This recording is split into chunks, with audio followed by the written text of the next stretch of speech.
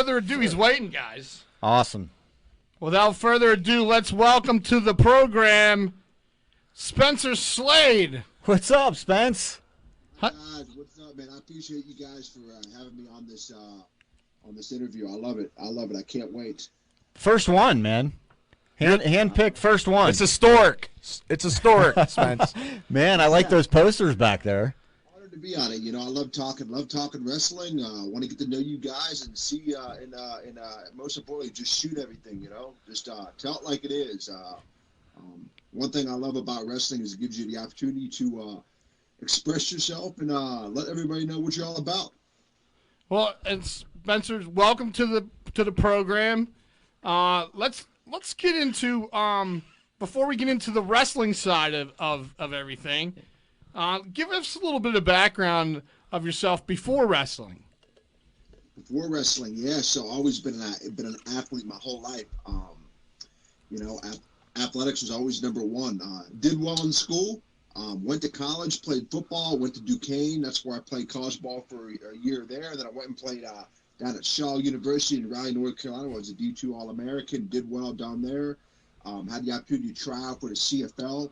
Unfortunately, didn't make it. But that was okay because I always knew I wanted to get into wrestling. So I played all the way up until I almost got to the professional level. And then, bam, it was wrestling, man. Wrestling has always been that first dream. So always been an athlete my whole life. Yeah, so you were a very high-leveled football player. You almost made it to the CFL. So how was the transition from football to wrestling for you? To be honest with you, wrestling is probably the most natural thing I've ever done because one thing about wrestling is when you're a fan, if you watch it your whole life, you kind of know what it's supposed to look like. You kind of know exactly ins and outs. So I would say wrestling has probably been the most natural thing I've done in my life. Football definitely is a great sport to play. I can tell you that because you're used to getting hit. You're used to running around. So I would say it was a pretty smooth transition. Just for curiosity's sake, Spence, what position did you play? I was an outside linebacker, so I was used to nice. I was used to sacking the quarterback. It feels the same way as winning a championship or just wrestling a match. I mean, it's the greatest feeling in the world. That's awesome. Now, your journey into professional wrestling, was there any obstacles that you had to overcome? Obstacles, I would have to say, and like I said, I'm a very honest person. Obstacles, I would have to say, is probably trying to, in wrestling, it's all about respect. I would say the obstacle is probably trying to get along with everybody in wrestling, just because I come from a just a little bit different mindset to wrestling. You know, a lot of guys here in the Indies, I can tell they kind of look at wrestling more as like like a team in terms of talking to everybody or some kind of group. Whereas me, I look at wrestling as simply a business. You know, I didn't get into wrestling to make friends. I didn't get into wrestling to be liked. I mean, we can be friendly, but at the end of the day, I'm trying to get to the next level. So I look at wrestling as purely a business. That's probably the first obstacle that I probably had to overcome. Because when you come from football, you know, it's every man for themselves. You only care about yourself. Whereas wrestling, that's kind of a little bit different, especially behind the scenes. So that's it. That's there's a lot of unwritten rules and things like that, and you have to learn coming up. Don't want to make anybody mad. You don't want to step on the wrong toes. Or, so Exactly. your headgear that you wear in the ring, that's like pretty one of your signatures. Absolutely. What's the reason for the headgear? That's a great question. I'm glad you brought that up. So that's kind of where I got the whole fear of the gear mentality from. You see, so I obviously, since I'm deaf in both ears, I have to wear hearing aids for the rest of my life. So funny story. When I first took my first bump ever in a wrestling ring, my hearing aids popped out of my ears. Oh, jeez. Oh, my God. So, man, there's something that I got to wear or do to prevent that. So I started wearing wrestler's headgear, and I think it's cool. There's not many guys in wrestling. Right. So that's that market value I call. You got to have something that differentiates you between everybody else, and I think the headgear right there. We really haven't seen it since the Steiners, and then Kurt Angle did it for a minute or two to keep his wig on. But yeah, no, seriously, yeah, you're right. Because you see a lot of guys, you know, a lot of guys look the same. You know, they wear the same headgear or they wear the same kind of ring gear. They wear long tights. They wear flashy kind of stuff, but to me, it also, to the headgear, man, it gives off a realness vibe, you know, because I've done a little wrestling, here or there. I like to say that I look like an athlete. So I think they. Oh, you do definitely look like a professional wrestler. I remember the first time I seen you come to the curtain. Actually, I was with, I came down to see Bubba get inducted for Imagine Wrestling there, and I'm like, oh damn, this guy looks like $1 million. And then I'm like, okay, let's see if he can work. And then you were able to work, and I was like, wow, who is this guy? That's crazy, because I think that was my debut match there. Imagine, because I know I've only been wrestling for a little over a year now. So, a year? That was one of the questions later on. That baffles me, Spence. Yeah, so I actually made my, if you look at this poster right here, it's an IWC Proving Ground 8, so I had my first match on May 25th, 2019, so wow. a little over a year ago. Wow. I'd have never thought that. Nope. So we were talking about obstacles. I didn't realize that you were deaf. Is that from birth or something From that birth, happened? yeah, correct. From So birth, yeah. has that caused any obstacles with you in the ring or anything besides the first match they fell out? You got to communicate in there. Yeah, I've been very, very good at trying to see. This is kind of where my whole story gets into wrestling here, because I've taken the advantage of trying to be the absolute best that I can be in wrestling, just so I don't have to make this an issue. Right. So I'll do all kind of extra kind of training, ring positioning and stuff like that, really get to know the opponent well, so I don't ever have to put myself in that situation to where my hearing becomes a concern. And you don't use that, Spencer, because I've seen you in many matches and you don't. Like, nobody would know unless since you just told them, and people don't know that. Yeah. Exactly. And I would rather have a wrestling match and I take my headgear off and people go, oh, well, crap, I didn't know Spencer were hearing aids. I didn't. I'll be honest with you. You know what? That story alone makes you something that a lot of guys out there can't say they are. You're a role model and an inspiration to young kids out there. Yep. And I hope that that you see that and you use it. Absolutely. That's the most important thing you said, because once again, it goes back to my mindset of wrestling being a business. I'm at the bottom of the independents, but I consider myself a brand, Spencer Slade brand. What do I want to be remembered as? I want to be remembered as, that guy that inspired kids. I think a lot of guys in indies, they get into this mindset where it's all about trying to be the coolest guy or this or that. But you fail to realize, if you're trying to get to the WWE, that's a business, man. That's all about branding, all about trying to please their corporate, stockholders, shareholders. So you have to be, basically, you have to give something to the WWE or the other companies that they can make money off of. It's all about marketing. Well, Spencer, I've seen you, be very humbled, and you are a role model to the young people, because I've seen the kids come up to you and flock to you, and you spent time talking to each and every one of them. You know what I mean? So I see that, and I've always seen that every time I've actually seen you wrestle live. So you have respect. You always been the utmost respectful to me. You always come up and you always say, "Hi, Bubba, how you doing?" And that means a lot to an old guy like me. But can you tell me what promotions you are currently working for, Spencer? So currently working for right now is just Imagine right now at IWC in Pittsburgh. That's kind of where I'm at right now.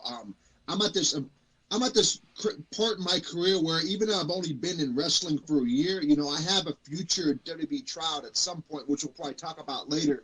So I'm not interested in wrestling. My whole mindset is quality matches over quantity of matches. Obviously, there's a couple other wrestling companies out there, but I would much rather wrestle against quality opponents versus wrestling somewhere every weekend. That might not be quality of wrestling, might not be to where That's I a would good like mind. That's a good mindset to have. They're two great promotions too. So yeah, they're real good. They're They're the best in Pennsylvania. Now, actually, who actually trained you, and where did you start your training at? Believe it or not, I was trained by Chris LaRusso at the IWC Wrestling good Academy. man. That's Yeah. where I trained at. And I trained at we know Chris pretty well. Okay. Now, and you said less than a year in the business. Right. Less than a year in the business, and who was your first opponent, if you can remember, and how did that match go? First opponent was his debut match. It happened to be a tag team match with myself and a kid named Zach Nystrom against Chris LaRusso and Jock Sampson. That was my first. Oh, okay, Jock. Okay. Yeah. That's a good tag team to go against right there. Those guys, I think, held titles. I believe. Absolutely, yeah. I mean, it would be nice to debut in the main event, but at the end of the day, you got to get what you can get, especially for a debut match. So, Got to start that was somewhere. my debut match right there. Okay. Now let me ask you another question. What was your favorite match so far in your young, illustrious career? Because it's. Oh my God! Favorite match happened to be this past last weekend against. Oh, okay, good. Because I'm going to talk about that right now because that match to me, and I've seen a lot of wrestling, and I've watched a lot of wrestling, and me as a fan, because that's what I am now. That and a super duper podcaster and stuff like that. That match with big time Bill Collier was the best match I saw since the APWF ran a show in Florida where we had Aaron Stevens and Roderick Strong in our wrestling ring, and that's no bullshit.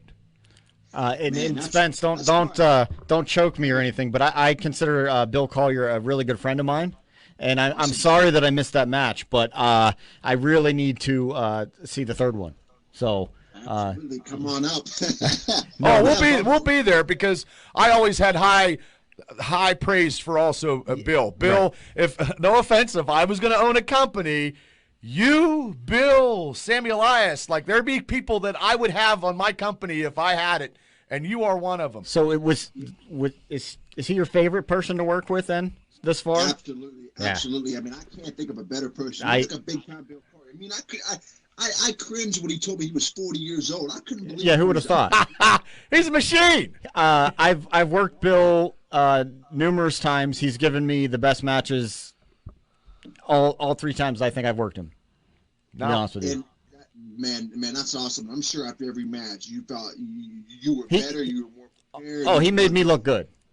He did. He can make anybody look good. First time I ever seen him, he was running the ropes like the Taker, and I thought he was phenomenal then. But you and him, this third match coming is going to be epic. So what titles have you held, except I know you had the Imagine Wrestling title. Did you have any other titles, or is that your first title?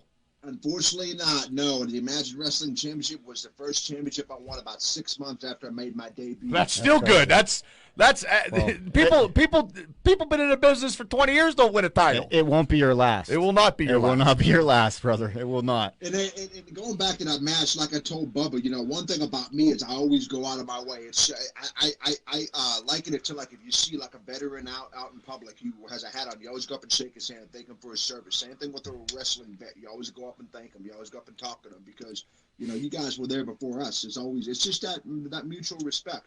Well, so when you say that was one of the best matches you've seen, Bob, I couldn't thank you. I'm telling you, I've been raving about it all week, and everything I've done from work to to my social media. You're on it. You know what I mean? Because I also see you on social media doing your training regimen. So what kind of training regimen do you do to keep in top physical shape?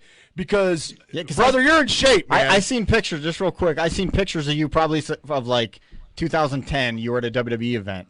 And I think you look like me. And then, we're looking how many years later, and you look like $1 million. So what are you doing, man? You're doing something right.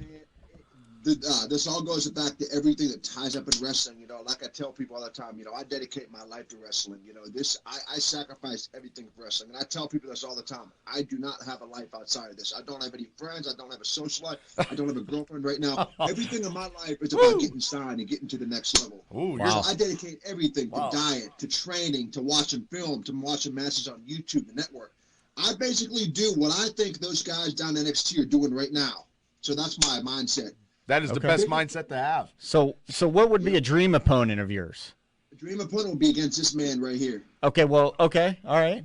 Okay, so what about on the indies though? Is there somebody on the indies that? That's a good question. Let me think here. I mean, definitely, the big time Bill Collier one was a dream one, but I would have to say, I would love on the indies to wrestle like, for example, Brian Pillman Jr. That'd be a great one right there. Yeah, that would be. Ooh. And let me just hear that, promoters? Yeah. let me just say this: if you ever get in the ring with Jimmy the Hippie, one of the most I don't know if you've worked him, but he is one of the most underrated wrestlers I've ever seen. His mind for wrestling is amazing. I traveled, not anymore, but I traveled with those guys, and I'm telling you what, his wrestling mind is a genius. So pick his brain. Learn whatever you can off. If you can, get in the ring with him.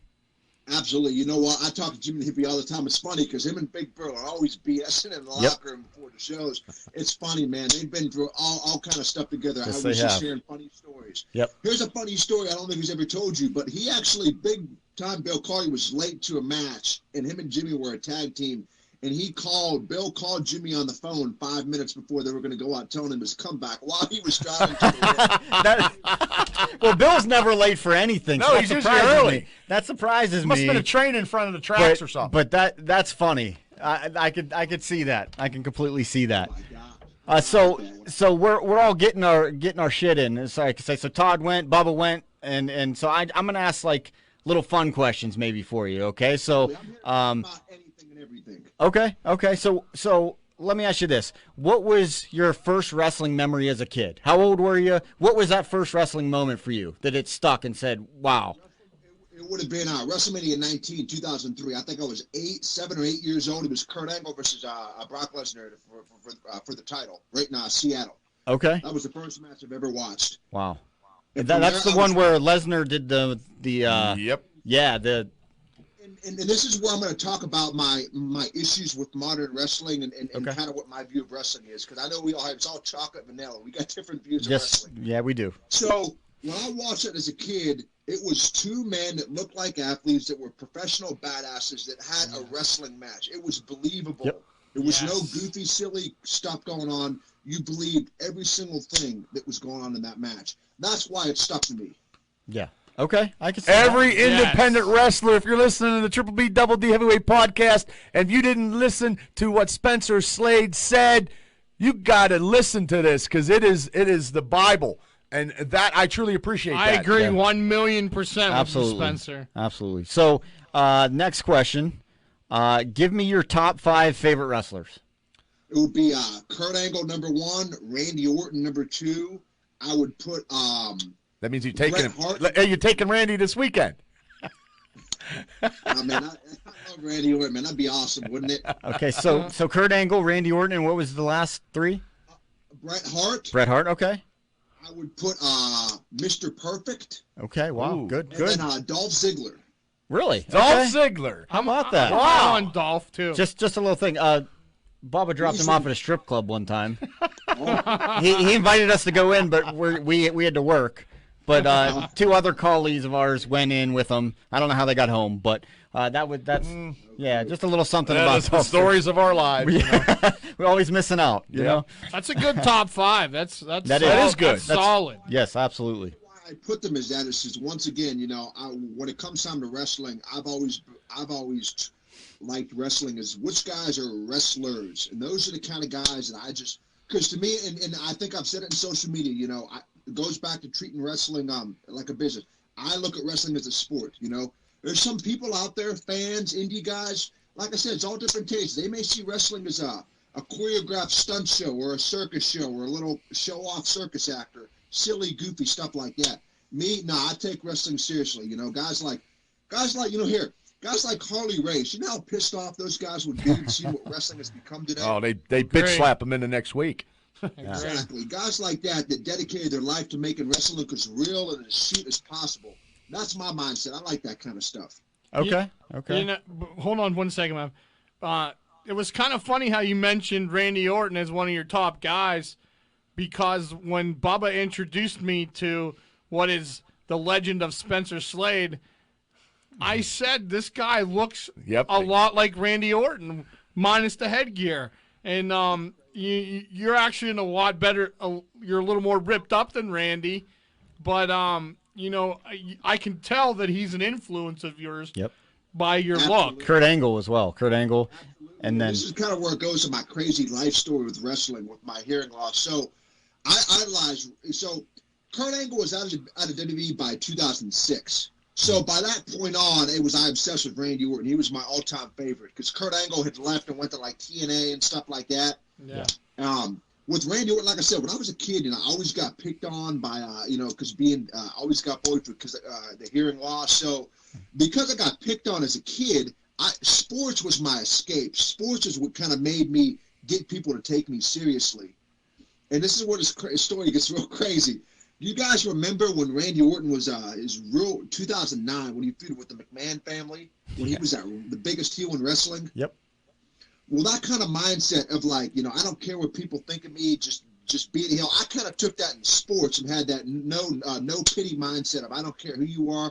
I'm dedicating my life to being the best athlete that I can be. I'm gonna use sports as my way of getting people to take me seriously. So that's why wrestling means so much to me because it gave me everything I needed to be the best person, player, student, anything that I could be. Okay. Nice. Crazy story, man. Wow. Yeah. So this is a great story. This is a great interview. So you mentioned about WrestleMania 19 with Kurt Angle and Lesnar. So is that considered your favorite match of all time, or do you have give me your favorite match of all time? That's not your own. Is it that one, or is there another one? Favorite match of all time? I just watched it last night. I'm gonna have to do WrestleMania 20, Eddie versus Kurt Angle. Okay. Nice. Yeah. Wow. Okay. I can agree with you there. That's probably one of my top ones too. The real wrestling clinic that they put on, that's just God bless Eddie Guerrero. That was my favorite match right there. Okay. I have to say. Yeah. Nice. Good pick. So, what do you say your ultimate goal is in wrestling? I think you kind of alluded to this, but ultimate. Yes. I have my ultimate goal. I have my short, and I have I would say. Give me your 5-year plan. 5-year plan would be to get signed to NXT. I would like to become the NXT champion within 4 to 5 years. Okay. And then after that would be obviously the main event WrestleMania, be the WWE champion, be the face of the company, and represent the WWE the same way John Cena did, trying to inspire young kids. Because this is kind of where this is like the WWE. I don't think they've ever had a deaf wrestler or a wrestler with some kind of disability. And I'm not trying to get people to feel bad for me, but I thought to myself, man, that would be a damn good way. But you don't use that. No, your it's not athletic your crutch. ability. And you can't tell. No. You cannot tell that Don't right. Don't hide it. That would be Embrace it. Yeah, don't hide it. Embrace it, because like I said, like Todd alluded earlier, you're a complete role model. Absolutely. So, let me ask you this: what makes Spencer Slade so different and special that he's going to achieve that goal in 5 years? I would have to Tell say, me. I would have to say the fact that the other thing. So I would say the fact of just how much wrestling means to me, and the reason why I say that is because that right there dictates how much I dedicate to my life to wrestling, how much I sacrifice for wrestling. I would say my unmatched work ethic and drive to be the absolute best is part what's going to get me to that goal. Because I want to be able to make young kids feel the WWE the same way those guys made me feel when I watched it 8 to 9, 10 years old. That's the ultimate goal. Nice. Okay. Good. You dedicate the rest of your natural life towards chasing that childhood dream. Okay. That's the answer right there. But WWE is your end game. That's where you want to be. WWE is the end game. I've been a WWE kid since I was born. Can I ask you something? What do you feel about AEW? You know what? That's a good question. I'm glad we talked about this. AEW. Just be honest. It's all good. It's there's some guys there in AEW that I like. It's great. There's an alternative to wrestling. I just feel, in my opinion, that NXT is just more. It's more believable, or it's more. There's more like wrestling, kind of my style, my taste of wrestling in NXT. The problem with AEW is, I feel like it's almost like this billionaire. He's got all this money in the world. He doesn't care if there's goofy stuff. He doesn't care if there's mess ups. He's just got all this money in the world to where he can run AEW exactly how he wants it. And that's perfectly fine. If you're getting paid that kind of money to do stuff, then good for you. But there's some guys that are just not believable. That should never be in a wrestling ring. Like, I'm not a fan of Marco's stunt. Okay. Not too many people are. I understand. See, I'm right with you, Spencer. I feel the same way, that these guys keep trying to sell me on it, and I'm just not. I'm a WWE guy just like you. But if you went to All Elite and All Elite contacted you, would you go? Maybe a year from now, maybe, because they do need bigger guys. I believe they do need bigger guys that can wrestle, and your technique and your mat ability would be something in that federation. I would say absolutely yes. Like I said, whatever opportunity comes, we can earn a full-time level wrestling. First, I'd take it in a heartbeat. Okay, so let me ask you this real quick. I like doing these would you rathers. Okay, that's what I call them. Would you rather go to WWE and never win a title, never headline a WrestleMania, or would you rather go to AEW and do all of those things? That's a damn good question. I would have to say to go to AEW and win titles and main event their shows, just because from there it's up to you as to how far you want to take it to AEW. Who knows how big AEW could get in 5 years from now, and who knows if they could be bankrupt and be out of business in 5 years from now. You don't know that. That could be too. Right. Yeah. That could be too. So you would say AEW? I would, because I would want to be in a position that I know where I should rightfully be in. Okay. So that's kind of how I look. So you want to be valued as a performer? Business, man, is make as much money as you can and have the best matches. I get it, man. I understand. We're getting to the wrap up part of the interview. I got a pretty good question for you. What's next for Spencer Slade? What's next for Spencer Slade? So what's next for me would be to get my championship back from Big Time Bill Collier on September. Is it the 19th? I think it is. I believe it is. I believe it is. Yeah, as you guys know, man, I don't think you're gonna find any other indie matches around here that's gonna. There is no indie match compared to this. This is the trifecta. This is the trifecta, brother. This is the biggest indie heavyweight title match in a long time. It's two guys that dedicate their life to the sport of wrestling, that look like athletes, that are going there and having a wrestling match. If you're not somebody that likes it, that's perfectly fine. You don't have to watch it. If you want to go watch your silly flippy match that involves guys that look like fans that have no physique, that's okay. That's your taste of wrestling. But when Big Bill and I get in there, it's real. We're going at it.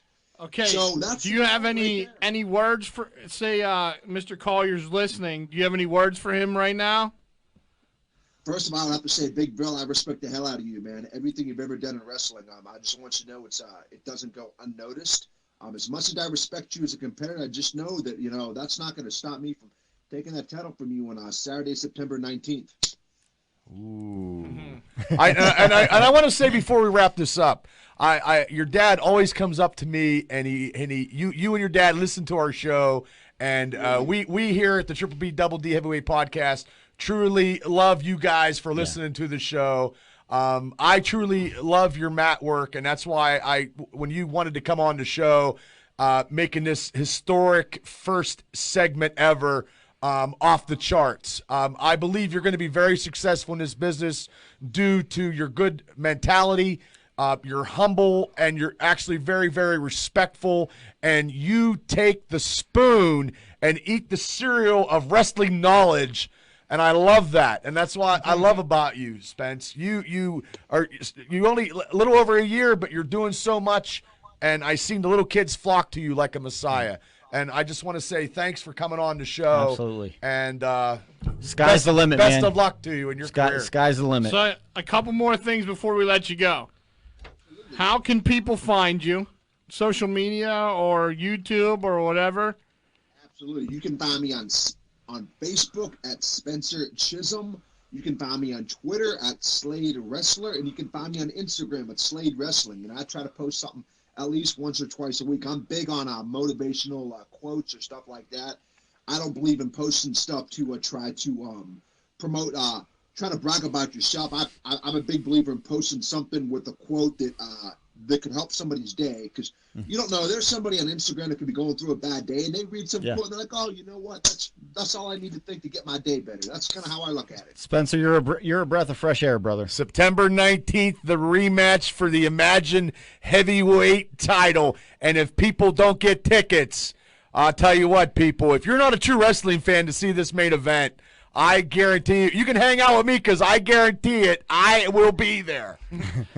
Now, before we let you go, my friend, you're it. You have that it factor. I believe there's bigger and better things for you. So I want you to, can you cut me one little promo for us? Can you say, this is Spencer Slade, and you're listening to the Triple B and Double D Heavyweight Podcast? Triple B and Double D Heavyweight Podcast. All right, here we go. You were Triple B and Double D, correct? Yes. All right, what's up, everybody? This is the soon-to-be new Imagine Wrestling Heavyweight Champion, Spencer Slade, and you're listening to the Triple B and Double D Heavyweight Podcast. And if you're not right now, you better, because if you don't, I will lock you in the ankle lock, and you will fear the gear.